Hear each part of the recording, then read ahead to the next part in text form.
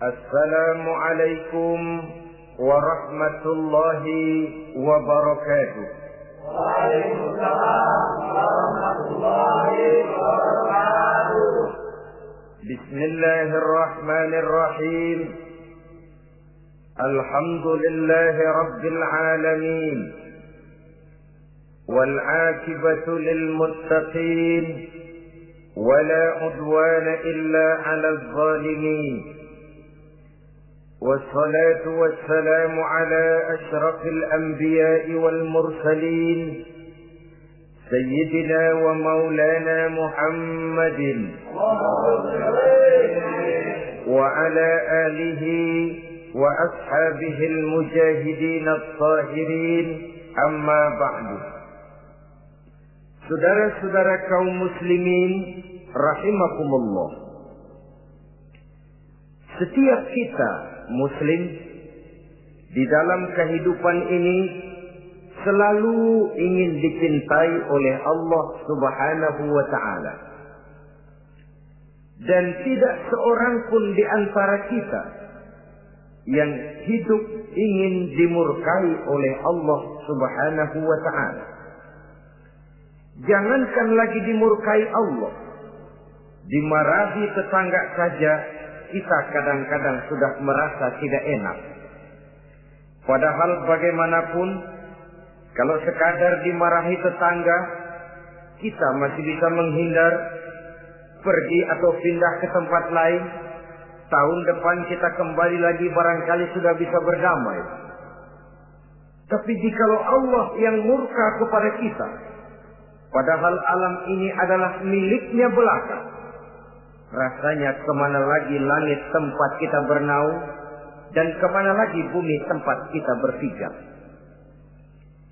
Setiap orang ingin dicintai Allah, tapi tidak setiap orang mau melakukan perbuatan-perbuatan yang kalau dikerjakannya Allah akan cinta kepadanya. Dan setiap orang tidak ingin dimurkai Allah, tapi orang kadang-kadang tanpa sadar melakukan perbuatan-perbuatan yang justru dimurkai oleh Allah Subhanahu wa Ta'ala. Pada pertemuan kali ini ingin saya sampaikan kepada hadirin satu hadis qudsi di mana Allah Subhanahu wa Ta'ala berfirman melalui lisan Nabi besar Muhammad sallallahu alaihi wasallam, "Uhibbu salasan wa hubbi li salatin ashad."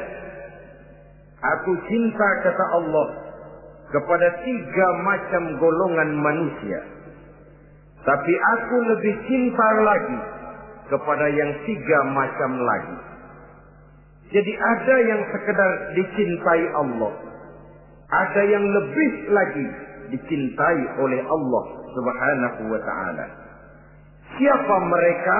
Mari kita ikuti satu persatu isi daripada hadis qudsi ini. Yang pertama, uhibbu ahlas safa. Aku cinta, kata Allah, kepada orang-orang yang pemurah. Aku cinta kepada orang-orang yang ringan tangan, mempunyai kepekaan sosial yang tinggi, gemar menolong orang yang memang memerlukan pertolongan. Aku cinta kepada orang-orang yang semacam itu. Saudara-saudara kaum muslimin rahimakumullah, di zaman sekarang ini, seiring dengan makin tajamnya persaingan hidup, makin tingginya tensi ekonomi, Antara tenaga kerja yang masuk pasaran dengan lapangan kerja yang tersedia jauh dari memadai. Gaya hidup orang semakin konsumtif, semakin individualis. Timbullah sikap hidup elu-elu, gua-gua. Kepekaan sosial mulai lentur dan luntur, tapi tidak terwujud di dalam kehidupan sehari-hari. Padahal agama mengajarkan Allah cinta kepada orang-orang yang bermurah tangan, gemar melakukan pertolongan, peka melihat penderitaan dan kesulitan orang lain. Adalah Allah melebihkan rezeki sebagian kita dari yang lain. Dimaksudkan untuk saling tolong-menolong, bahu-membahu dan bantu-membantu. Sehingga dengan demikian, apa yang disabdakan Nabi dalam hadis, Ar-Rahimuna yarhamuhumur Rahman, irhamu ahlal ardi yarhamkum man fis sama. Orang-orang yang punya sifat belas kasih akan dikasihi oleh Allah Subhanahu wa ta'ala. Sayangi yang di permukaan bumi, nanti yang di langit akan sayang kepadamu. Akan turun rahmatnya kepada kita bersama. Alangkah nikmatnya kehidupan ini, jikalau yang berkuasa menyayangi yang lemah lalu melindunginya, jikalau yang alim menyayangi yang awam lalu membimbingnya, jikalau yang kaya menyayangi yang miskin lalu mengulurkan tangan memberikan bantuannya, akan terciptalah rahmat dalam kehidupan.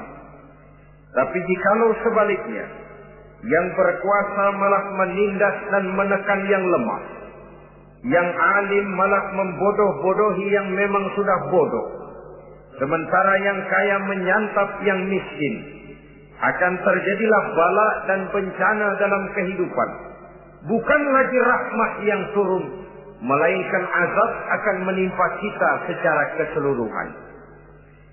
Begitulah terdapat tirai halus yang memisahkan kita dari konsep ajaran agama kita yang luhur. Agama mengajarkan yadul ulya khairun min yadi sufla, bahwa tangan di atas lebih baik daripada tangan yang di bawah. Orang yang memberi lebih baik daripada orang yang menerima. Tapi yang kita praktekkan, kita selalu berada pada posisi tangan di bawah, menjadi umat yang manja, yang lemah, padahal bukan tidak punya potensi, tapi mungkin karena kita tidak pandai menginventarisir potensi.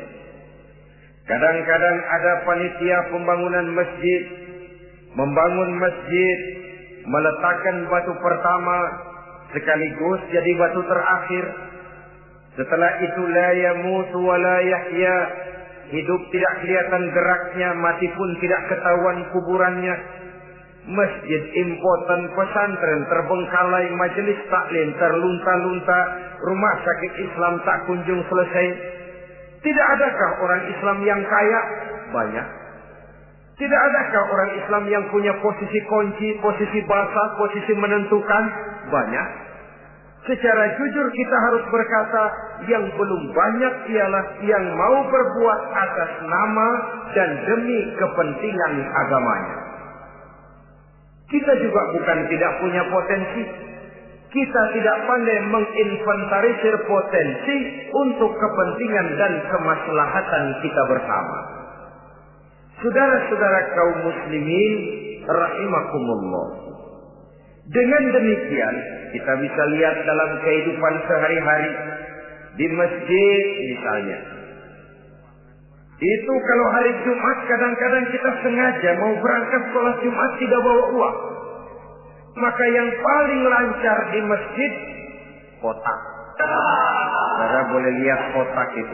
Dari sudut ke sudut hampir tidak pernah macet. Lancar betul jalannya. Sekali macet, kotak.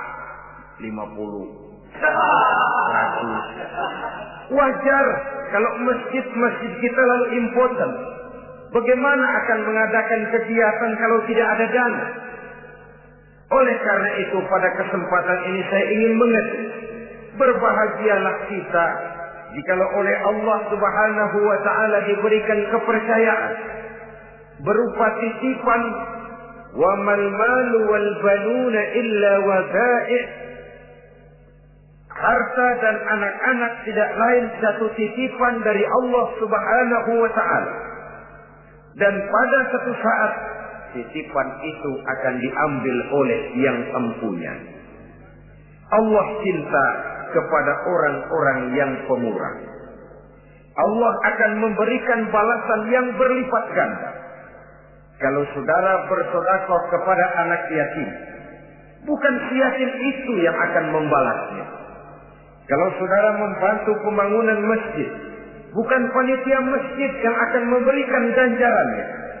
Kalau saudara membangun pondok pesantren, bukan kiai yang punya pesantren yang akan memberikan balasannya. Allah Subhanahu wa ta'ala melalui jalan yang tidak kita sangka-sangka, melalui jalan yang dalam istilah Quran disebut min haitsu la yahtasib, melalui jalan yang tidak pernah kita hitung, kita sangka sama sekali, jalan gaib yang hanya Allah saja yang maha tahu. Sebaliknya, wa hubbi lil faqir as-sakhi asad, kata Allah, aku cinta kepada orang-orang yang pemurah, tapi aku lebih cinta lagi kepada orang-orang miskin yang pemurah. Orang kaya pemurah, Allah cinta. Orang miskin pemurah, Allah lebih cinta. Kenapa? Kalau orang kaya sedekah 5.000 rupiah misalnya, orang miskin pun sedekah 5.000 rupiah, sama jumlahnya, sama ikhlasnya, sama halalnya, tapi besarnya pahala lebih besar sedekah si miskin yang 5.000 rupiah itu ketimbang si kaya yang juga 5.000 rupiah. Kenapa maka demikian? Oh, buat orang kaya uang 5.000 apalah artinya. Tapi buat si miskin, untuk jumlah 5.000 itu dia harus peras keringat, banting tulang, pergi pagi, pulang sore, kaki jadi kepala, kepala jadi kaki. Tapi kok dia berani bersedekah sejumlah sedekahnya orang kaya. Ini yang dinilai oleh Allah Subhanahu wa ta'ala. Saudara-saudara kaum muslimin rahimakumullah, sifat inilah yang dahulu dicontohkan oleh baginda Rasul. Bahkan apa yang beliau sedekahkan kepada orang lain biasanya adalah sesuatu yang lebih baik dari apa yang beliau pakai sendiri. Watak ini yang diikuti oleh generasi sahabat. Kita ambil contoh ketika terjadi perang Tabuk misalnya. Datanglah Sayyidina Abu Bakar Siddiq, membawa seluruh harta bendanya disumbangkan di jalan Allah. Melihat ini Nabi bertanya, hal tarakta li ahlika syai'an ya Abu Bakar? Wahai Abu Bakar, begini banyak harta yang kau infakkan fi sabilillah ini, apakah buat keluargamu sudah kau tinggalkan? Sayyidina Abu Bakar dengan tegas menjawab, taraktu lahumullaha wa rasulahu.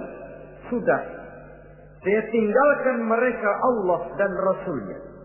Saya tinggalkan mereka keyakinan, akidah, iman, bahwa kalau kami menolong Allah, menolong agama, Allah akan menolong kami. Bahwa kami tidak akan jadi melarat karena memperjuangkan agama. Bahwa kami tidak akan jatuh miskin kalau harta ini kami belanjakan di jalan Allah. Kami tinggalkan keyakinan itu kepada anak-anak dan istri di rumah. Sementara harta yang ada seluruhnya kami bawa kemari. Keyakinan yang dimiliki oleh Sayyidina Abu Bakar Siddiq di zaman sekarang ini sudah merupakan keyakinan yang sangat langka. Kita belum yakin benar akan kebenaran janji Allah. Sehingga dengan demikian timbullah keraguan-raguan. Apa iya kalau saya belanjakan uang ini di jalan Allah akan ada balasannya? Apa iya kalau uang ini saya gunakan untuk melaksanakan ibadah akan datang balasannya? Padahal dalam hadis qudsi Allah menjanjikan, ana inda zanni abdi bi. Aku ini, kata Allah, bagaimana menurut persangkaan hambaku saja kepadaku. Kalau dia sangka baik, insya Allah baik datangnya. Kalau dia sangka tidak, aku bagaimana menurut sangka hambaku kepadaku. Itulah sebabnya dalam segala hal kita harus husnuzan, berbaik sangka kepada Allah Subhanahu wa ta'ala. Saudara-saudara kaum muslimin rahimakumullah, inilah golongan pertama kekasih Allah, orang-orang yang dicintai Allah, orang-orang yang pemurah, yang sadar bahwa harta hanya sekadar titipan dari Allah Subhanahu wa ta'ala. Dan harta menurut Nabi, apabila sudah kita belanjakan di jalan Allah, dia akan berkata, pertama, kuntu qalilatan fakassartani, jumlahku sebenarnya sedikit, tapi lantaran engkau sedekahkan aku, engkau belanjakan aku di jalan Allah, maka jumlahku jadi banyak. Kau sedekah 1000, dibalas 7000, dikali 10, dikali 100, masih ditambah wallahu yudha'ifu liman yasha. Allah melipat gandakan pahala kebajikan dari orang-orang yang dikehendakinya. Yang kedua, harta itu akan bicara lagi. Kuntu faniyatan fa abqaitani. Aku ini sebenarnya fana, tidak kekal, berubah, relatif dan temporer, sirna oleh pergeseran masa dan pertukaran waktu. Tapi lantaran engkau sedekahkan aku, engkau belanjakan aku di jalan Allah, maka nilaiku jadi kekal, akan mendampingi engkau sampai di hadratullah azza wa jalla di akhirat nanti. Jadi harta yang kita tumpuk-tumpuk, yang kita sangka akan mengekalkan kita sampai tidak akan miskin 7 keturunan, dengan segala macam cara kita tempuh, dia bukan harta yang kekal. Yang kekal, yang kita belanjakan di jalan Allah Subhanahu wa ta'ala. Itu milik kita yang benar-benar akan kita nikmati. Yang ketiga, harta itu akan berkata lagi, kunta harisi fal ana sirtu harisaka. Dahulu kamulah yang menjaga saya, tapi sekarang setelah saya sedekahkan, setelah engkau sedekahkan aku, setelah engkau belanjakan aku di jalan Allah, bukan engkau lagi yang jaga aku, kata si harta, akulah yang akan menjagamu. Di dunia orang yang rajin sedekah, sedekahnya itu menolak bala, terhindar dari segala bencana dan musibah. Sementara di akhirat, sedekahnya itu akan menjadi dinding yang menjaga dia dari jilatan api neraka.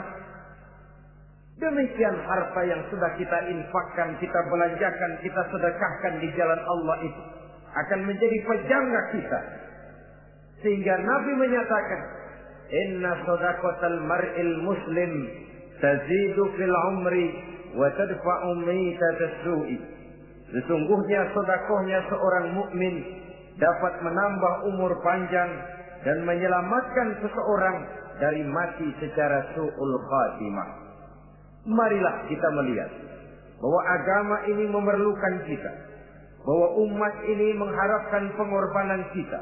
Dengan segala kemampuan yang ada pada diri kita, mari kita menyadari bahwa harta kita yang benar-benar milik kita, sesungguhnya yang sudah kita belanjakan di jalan Allah Subhanahu wa ta'ala. Saudara-saudara kaum muslimin rahimakumullah, inilah golongan pertama. Golongan yang kedua yang dicintai oleh Allah Subhanahu wa ta'ala, uhibbul mutawadhi'in.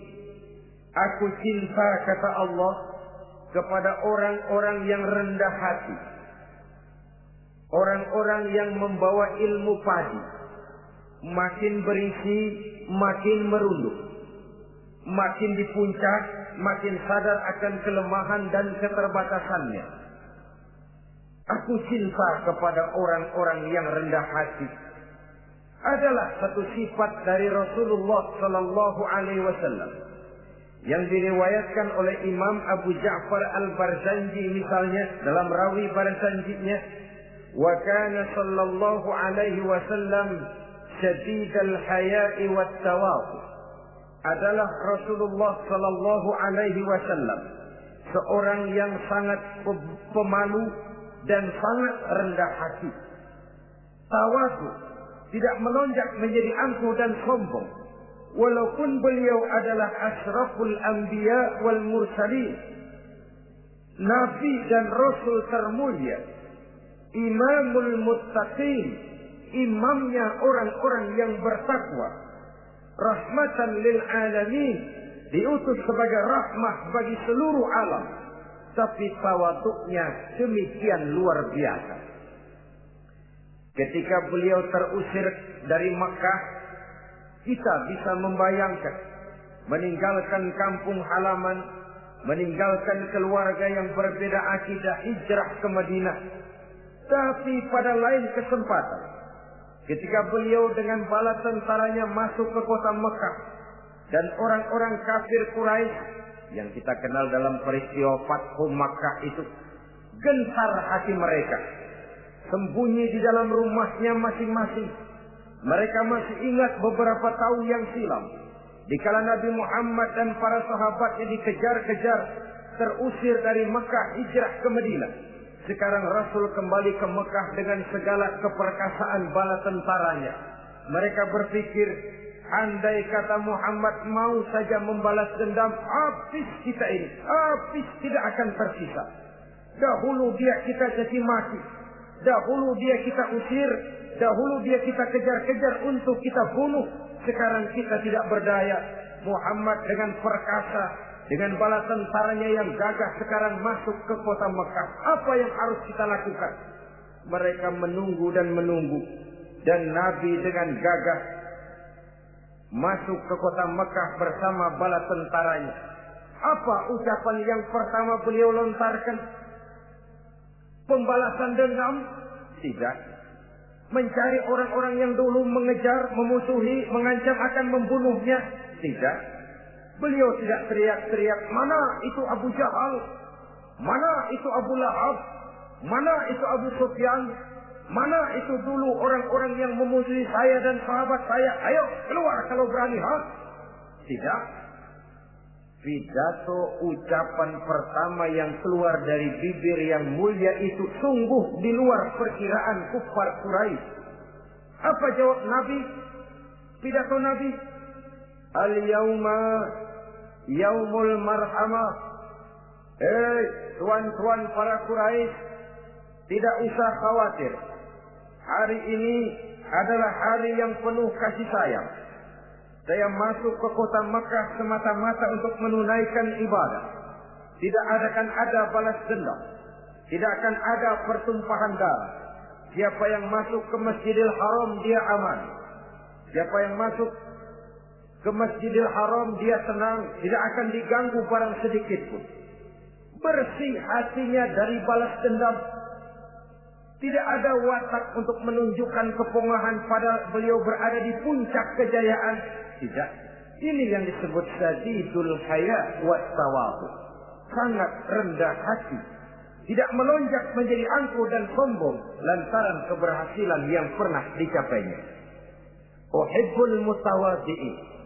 Aku cinta kepada orang-orang yang rendah hati. Makin berkuasa, makin rendah hati. Makin berilmu, makin rendah hati. Makin kaya, makin tawadhu. Wa hubbi lil ghaniyil mutawadhi asad. Tetapi kata Allah, aku lebih cinta lagi kepada orang-orang kaya yang rendah hati. Orang miskin tidak sombong, Allah cinta. Orang kaya tidak sombong, Allah lebih cinta. Sebabnya apa? Rasa-rasanya kalau ada orang miskin tidak sombong, memang sudah harusnya. Tapi kalau ada orang kaya, apa saja dia punya. Kebunnya ada di mana-mana, kendaraannya sejumlah keluarganya, uangnya, depositonya ada di berbagai bank, pabriknya banyak, saja dia punya, tapi tidak sombong, tawaku. Ini yang lebih dicintai oleh Allah Subhanahu wa ta'ala. Saudara-saudara kaum muslimin rahimakumullah. Oleh karenanya, hadis qudsi ini menanamkan kesadaran kepada kita bersama bahwa yang pantas untuk sombong hakikatnya cuma Allah saja. Itu sebabnya salah satu asmaul husna Allah disebut al-mutakabbir. Kalau Allah sombong, wajar karena memang tidak ada Tuhan lain selain Allah. Alam dan seluruh isinya adalah miliknya belaka. Tidak ada satupun yang bisa mengklaim. Al-mutakabbir huwallah. Yang pantas sombong hanya Allah Subhanahu wa ta'ala. Saudara-saudara kaum muslimin rahimakumullah.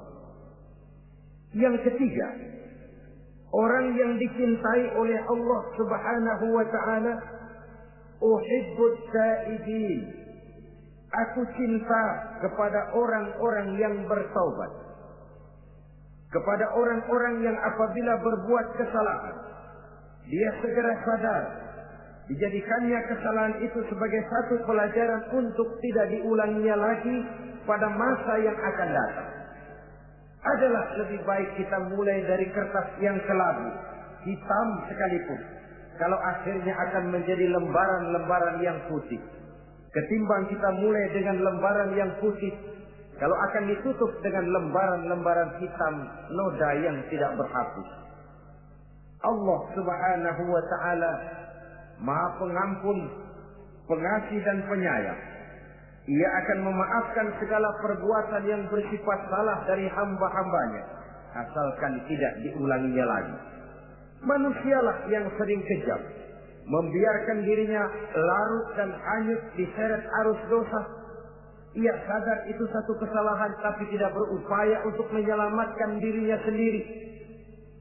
Apakah itu berupa yang namanya judi, minuman keras, menipu orang lain, durhaka kepada kedua orang tua, jahat kepada tetangga, suka memfitnah orang lain.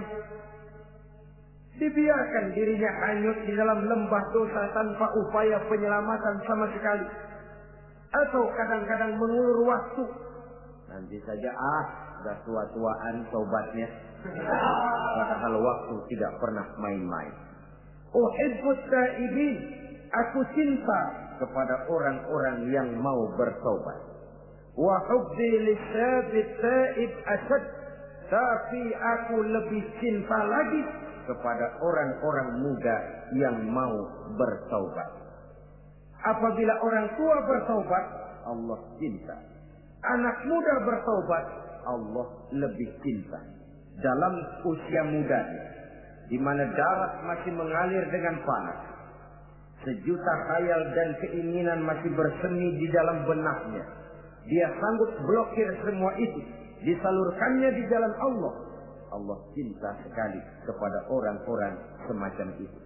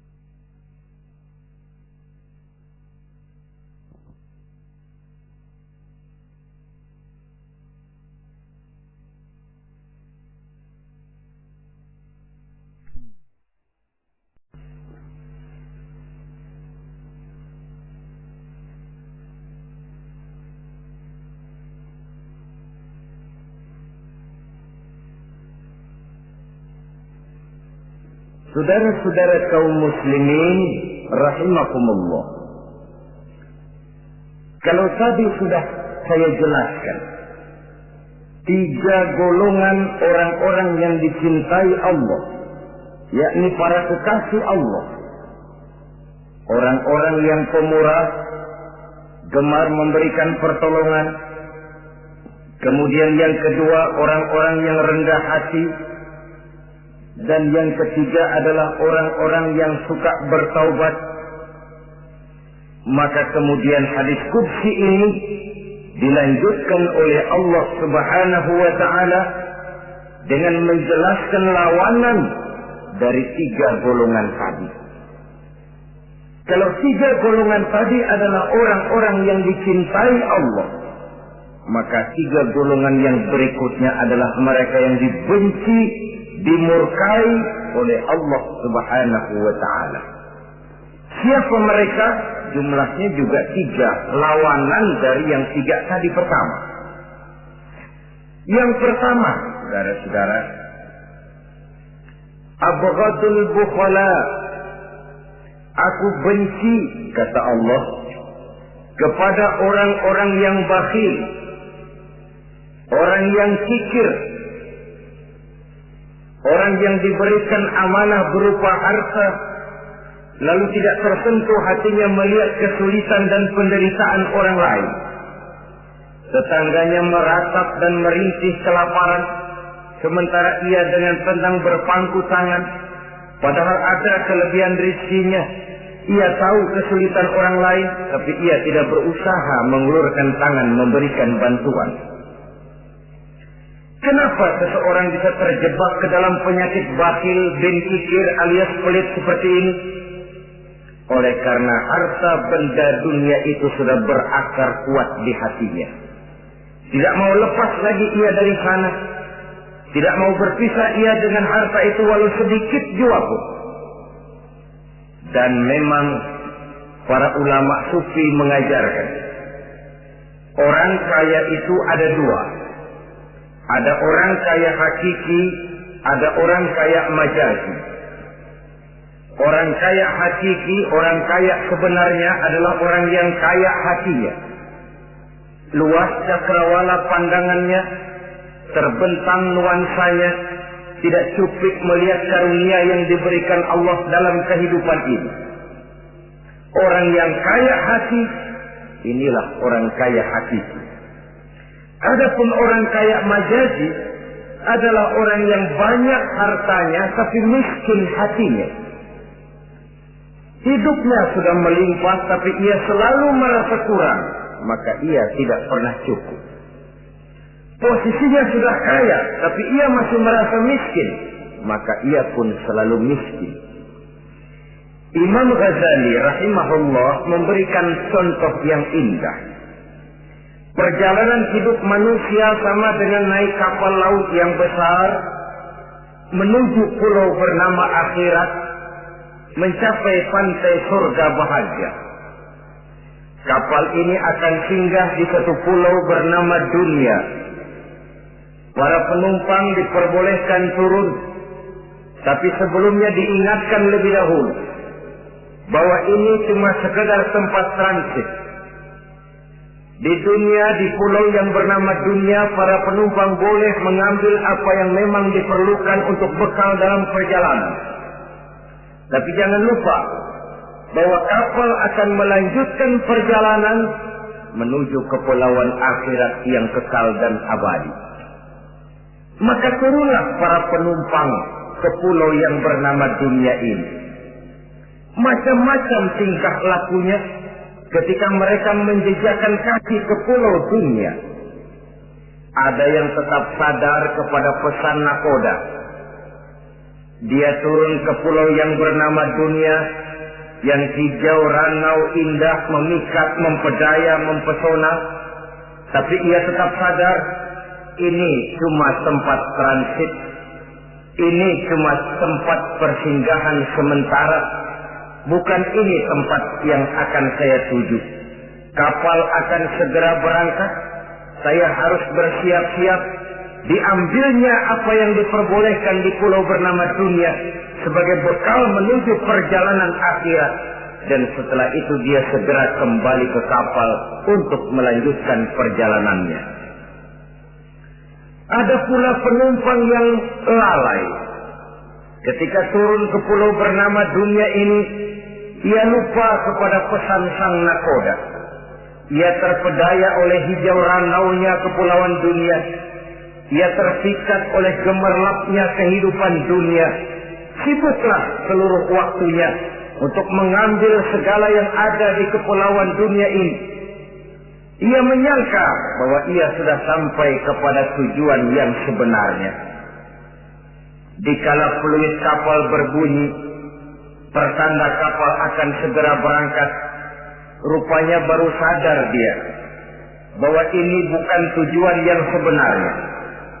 Ia berusaha kembali ke kapal, walaupun masih bisa ikut naik kapal, tapi sayang tempatnya sudah ditempati oleh orang lain. Inilah contoh dari orang-orang yang kehidupan dunia telah melalaikan mereka daripada tujuan akhirat. Yang lebih celaka adalah nasib penumpang ketiga. Mereka yang tertinggal sama sekali di kepulauan dunia ini. Mereka lah orang-orang kafir, orang-orang munafik, orang-orang musyrik. Bagi mereka surgalah dunia ini.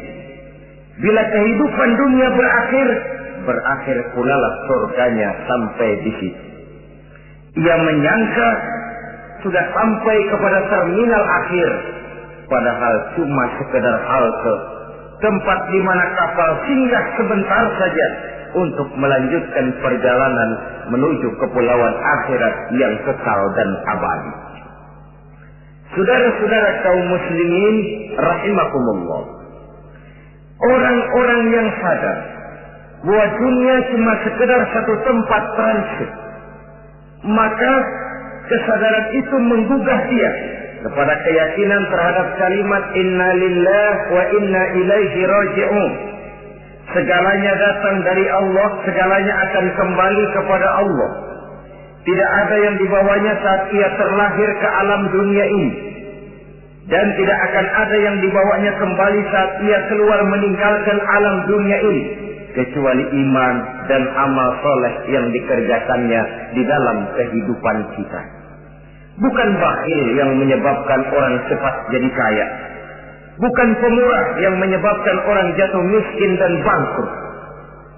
Tetapi kesadaran bahwa segalanya datang dari Allah, segalanya akan kembali kepada Allah, akan membuat kita walaupun memiliki harta dan benda, tapi ia tidak berurat dan berakar di dalam hati. Abghadul bukhala, kata Allah, aku benci kepada orang-orang yang bakhil.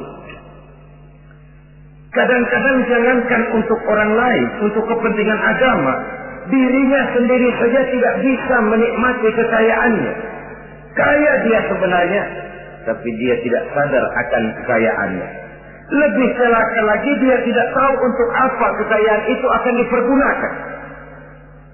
Lahirnya mazhab materialisme, hidup serba cukup, serba ada, seperti yang kita lihat di negara-negara yang makmur, di Eropa bagian barat misalnya. Keluarga-keluarga jet set yang akhirnya bingung karena kebanyakan harta. Kalau kita di timur umumnya bingung karena tidak punya harta. Di sana orang bingung karena kebanyakan harta, mau diapakan harta itu. Akhirnya timbullah gaya hidup yang aneh-aneh, membentuk klub-klub nudis terlepas dari pergaulan dunia ramai, bergerombol tidur di gua-gua, padahal rumahnya macam istana, kamarnya 37, ada kolam renang, ruangan ber-AC, kemana pergi mobil sejumlah keluarga, dari merek-merek yang mewah, keluaran mutaakhir. Tidak puas mobil punya kapal pesiar, kapal laut. Tidak cukup kapal laut, punya kapal pesawat terbang pribadi. Apa yang dimau uangnya bisa bicara, tapi akhirnya lalu sampai kepada titik jenuh, sampai kepada yang namanya frozen emotional attitude. Dan sikap bakhil inilah yang pada akhirnya mendorong seseorang untuk sampai kepada tingkat yang disebut tamak, rakus, serakah. Dan mental semacam ini tidak hanya membahayakan bagi pribadi yang punya watak, tapi juga bagi lingkungan, bagi masyarakat, bahkan dalam skopnya yang luas, bagi pertumbuhan suatu bangsa, bagi pertumbuhan suatu negara. Sikap-sikap tamak, rakus, serakah, mau menang sendiri, mau kuasa sendiri, mau basah sendiri, mau kaya sendiri, persetan dengan orang lain, adalah sikap-sikap yang tidak saja bertentangan dengan ajaran agama kita, tapi juga bertentangan dengan falsafat dasar kehidupan bangsa kita, yakni Pancasila. Saudara-saudara kaum muslimin rahimakumullah, lawanannya kemudian Allah menyatakan, wa bughdi lil ghaniyil bakhil asad, aku benci kepada orang yang bakhil, tapi aku lebih benci lagi kepada orang-orang kaya yang bakhil. Kalau orang miskin pelit, barangkali masih orang berkata pantaslah dia itu pelit, miskin. Tapi kalau kaya, bakhil, kaya, pelit, rasanya orang menyayangkan. Apa saja dia punya, tapi bakhil, pelit, tidak sadar bahwa itu adalah amanah Allah yang suatu saat akan dimintakan pertanggungan jawab di padang mahsyar nanti. Inilah golongan pertama yang dibenci oleh Allah Subhanahu wa ta'ala. Golongan yang kedua, abghadul mutakabbirin, aku benci kepada orang-orang yang sombong. Baik sombong oleh karena kekuasaan, wewenang, jabatan. Baik sombong oleh karena ilmu pengetahuan, skill, keahlian, kemampuan. Baik sombong oleh karena harta benda dan kekayaan. Sombong dalam segala bentuknya tidak disenangi oleh Allah Subhanahu wa ta'ala. Inilah yang saya maksud tadi dengan membawa ilmu padi seharusnya. Semakin berisi, semakin merunduk. Sebab pepatah orang-orang tua kita bilang, air beriak tanda tak dalam, tong kosong bunyinya nyaring. Orang belajar silat kalau baru 2-3 jurus memang genit, bukan main. Sesuatu yang barangkali sudah lumrah dalam kehidupan.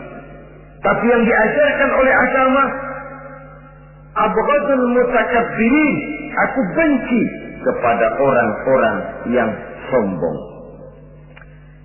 Al-Quran syarat dengan contoh-contoh baik dari perjalanan sejarah, baik dari perjalanan para hidup para nabi dan para rasul. Seluruhnya merupakan tamsil, contoh dan ibarat bagi kita bersama. Fanzuru kaifa kana akibatul mukazzibin. Fanzuru kaifa kana akibatul mujrimin. Berjalanlah kamu di permukaan bumi, lihat bagaimana akibat yang diderita oleh para pendusta. Lihat bagaimana akibat yang diderita oleh para pembuat dosa, oleh orang-orang yang sombong, angkuh, congkak dan takabur. Mereka satu demi satu mengalami kehancuran, tenggelam di perut sejarah. Kurang apa Fir'aun? Kurang apa Raja Namrud? Kurang apa Raja Abrahat? Tentaranya gagah perkasa, kekuasaannya luas, istananya megah dan besar, pengawalnya gentayangan di mana-mana, intelnya selalu siap siaga menjaga keamanan. Sang raja diraja, entok waktu berputar masa beredar, tenggelam oleh perputaran waktu dan peredaran zaman. Tidak ada satu keabadian dalam kehidupan ini. Akankah kita melahirkan Fir'aun kelas baru, Namrud di zaman modern, Abrahat gaya kini, yang semakin berada di puncak kekuasaan semakin lupa diri dan lupa daratan, menjadi orang yang hanya mau benar sendiri, adil sendiri, makmur sendiri, tidak peduli menari di atas bangkai dan penderitaan orang lain? Akankah kita melahirkan korun-korun gaya baru yang sombong oleh karena harta kekayaan yang berlipat ganda?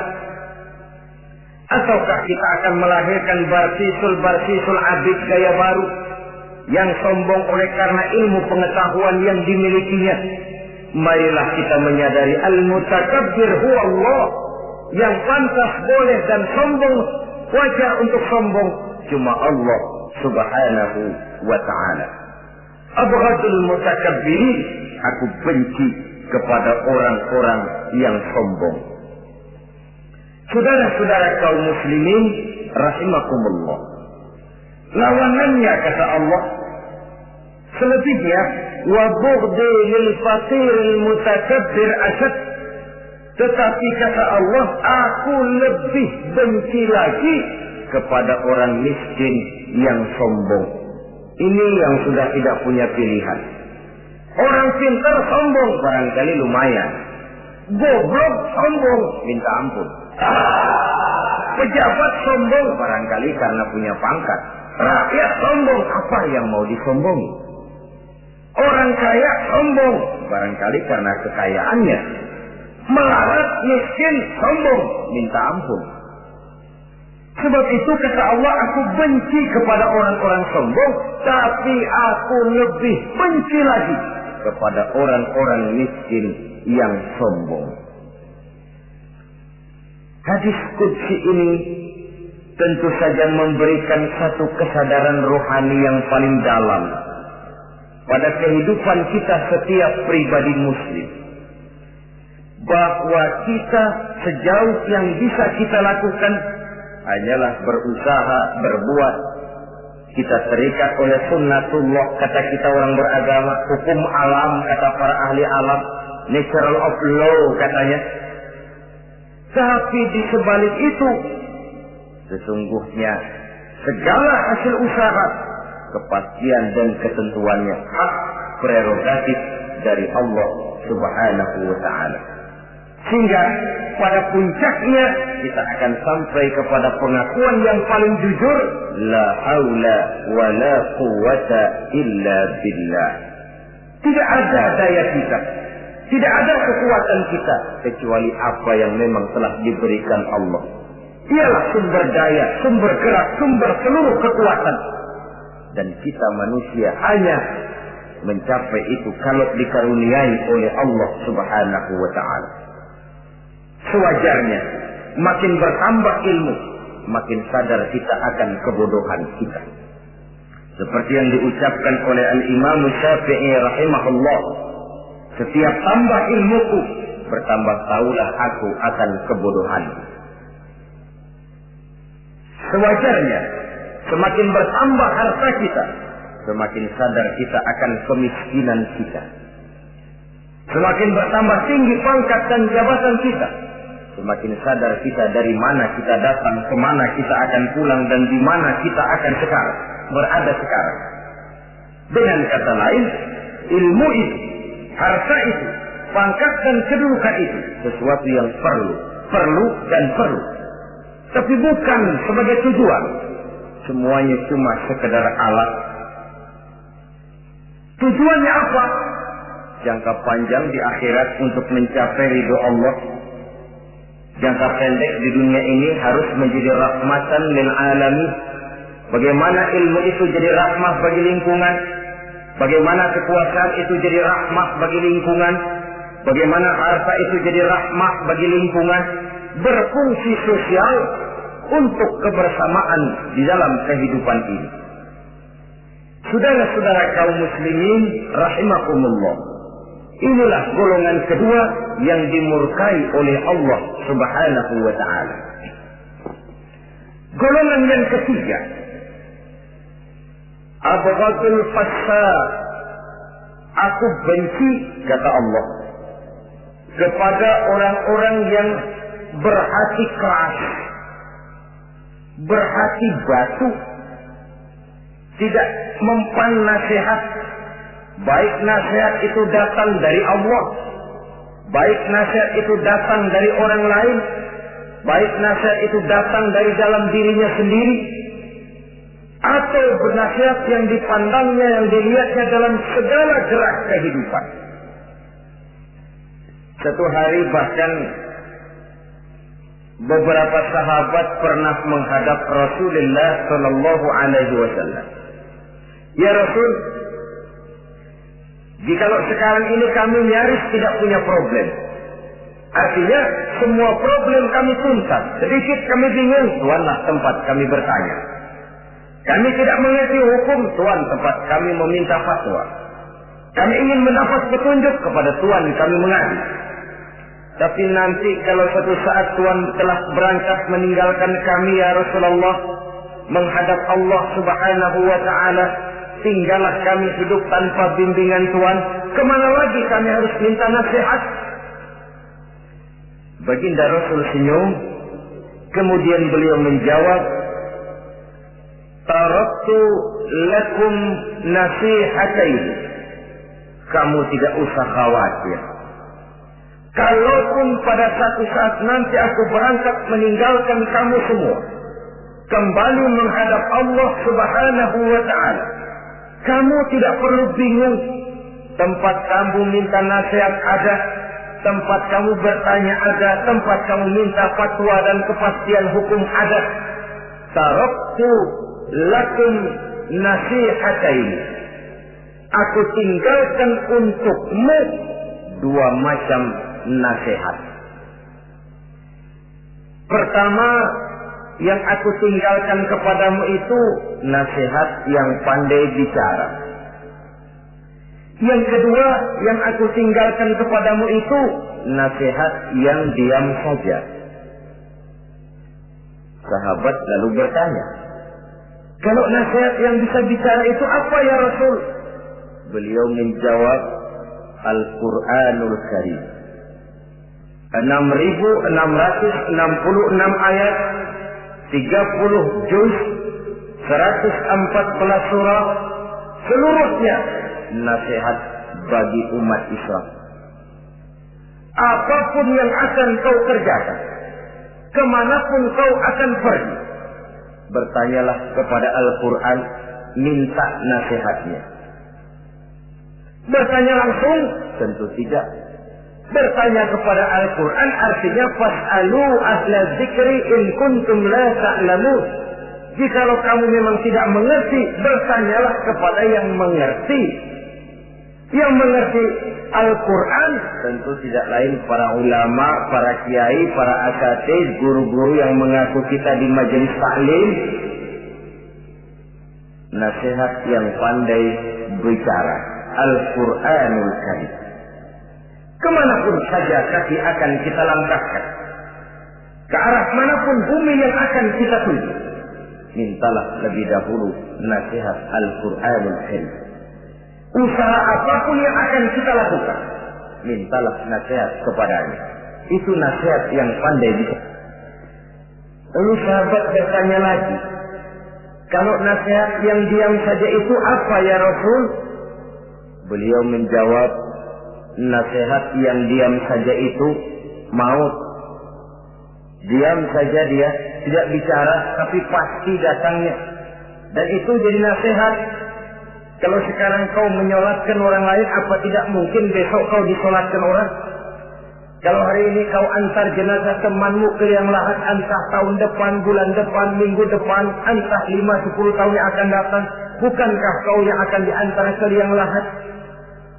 Kau tengoklah temanmu itu, matanya masih ada tapi sudah tidak sanggup lagi melihat. Jangankan melihat, digerakkan saja pun sudah tidak bisa. Telinganya belum kemana-mana tapi sudah tidak mampu lagi mendengar. Kakinya masih cukup tapi sudah tidak mampu untuk dipakai berjalan. Tangannya masih ada tapi tidak ada lagi yang bisa dipegangnya. Apa yang kurang kalau sudah demikian? Kau tumpuk harta kekayaan untuk 7 turunan, kau sangka kau tidak akan mati karena itu. Kau ingin selalu berada di puncak padahal hidup ini mendaki dan menurun. Ini seluruhnya merupakan nasihat. Orang yang hatinya keras tidak mempan nasihat yang datang dari Allah Quran dan mau. Nasihat yang datang dari orang lain, kadang-kadang diberikan nasihat, lebih pandai dia berkilah, lebih pandai dia berkelit, lebih pandai dia berjawab. Orang yang memberi nasihat baru bicara satu, dia sudah 10. Nasihat yang datang dari orang lain tidak juga bisa menyentuh hatinya. Atau nasihat yang timbul dari dalam dirinya sendiri. Kulit yang mulai berkerut, uban yang mulai bertabur, gigi yang permisi satu demi satu. Itu kan seluruhnya merupakan nasihat. Tapi orang yang hatinya keras, kasar, istilah kita barangkali sudah kulit, badak, muka, tembok, kuping, kebo, masuk dalam golongan khatamallahu ala qulubihim. Allah sudah tutup cap, Allah tempel hati mereka, tidak masuk lagi nasihat. Na'udzubillah summa na'udzubillah. Beruntung kita kalau oleh Allah ini diberikan hati yang lembut, peka, mudah menerima kebenaran, tidak tertutup terhadap kebenaran. Walaupun kebenarannya itu datang dari seorang budak yang hitam legam. Karena memang agama mengajarkan khuzil hikmata wa la yadurruka min ayyi wi'ain kharajat. Ambillah hikmah, ambillah kebenaran, tidak usah terlalu kau pedulikan dari mana sumbernya. Asal itu merupakan kebenaran, jadikan sebagai nasihat di dalam kehidupan. Saudara-saudara kaum muslimin rahimakumullah. Rugi dan celaka kita kalau sampai diberikan hati yang keras, kasar, masuk dalam qaswatul qalbi, hati yang kasar, keras, tidak mempan nasihat apapun. Kalau kadang-kadang masuk telinga kanan, keluar lagi telinga kiri, tidak pernah singgah di lubuk hatinya walau sebentar sekalipun, tidak pernah transit, atau kalaupun transit seperti air di daun talas, mudah bergoyah ke kiri dan ke kanan. Allah benci kepada orang-orang yang hatinya keras. Selanjutnya, wa bughdil syaikhil fasik asad. Tapi kata Allah, aku lebih benci lagi kepada orang tua yang hatinya keras. Tua-tua keladi katanya, makin tua makin menjadi. Kalau ada anak muda bandel, nakal, setidaknya orang masih punya harapan. Masih ada orang berkata, ya doain aja dah, mudah-mudahan dia makin dewasa, makin lurus jalan hidupnya, makin benar langkahnya, makin sadar rasa keagamaannya. Masih ada ucapan seperti itu.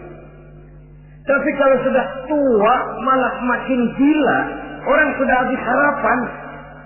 Paling orang bilang, tuh aki-aki udah asar, udah maghrib, udah dekat ke lubang kubur, bedung maghrib masih nyengsok aja di perapatan. Saudara-saudara kaum muslimin, habis rasanya harapan orang. Aku benci kepada orang yang hatinya keras, tapi aku lebih benci lagi kepada orang tua yang berhati keras. Kenakalan remaja dibenci Allah, kenakalan orang-orang tua lebih dibenci oleh Allah Subhanahu wa ta'ala. Saudara-saudara kaum muslimin rahimakumullah, semoga kita termasuk ke dalam golongan orang-orang yang